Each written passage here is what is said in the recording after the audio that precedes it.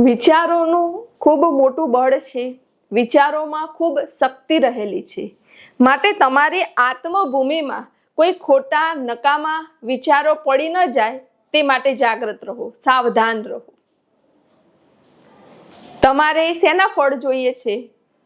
આંબાના. તો આંબાનું જ બીજ તમારી આત્મભૂમિમાં આવે તેનું ધ્યાન રાખો, નહીં કે બાવળ, નહીં કે લીમડો. વિચારોથી જ મનુષ્ય સંસારી છે. વિચારોથી જ મનુષ્ય સાધુ છે. જેવા તમારા વિચાર તેવા તમારા કર્મ, જેવા તમારા કર્મ એવું તમારું જીવ. માટે ખાસ તમારા વિચારો પર ધ્યાન આપો. વિચારોનું નિરીક્ષણ કરતા રહો.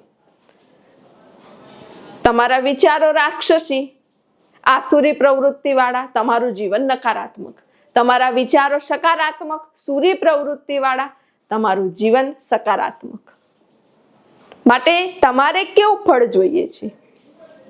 જો રાગ, દ્વેષ, ઈર્ષા, મોહ, અહંકારના બીજ હશે તો એ જ મળશે. પછી આંબાનું ફળ મળશે નહીં.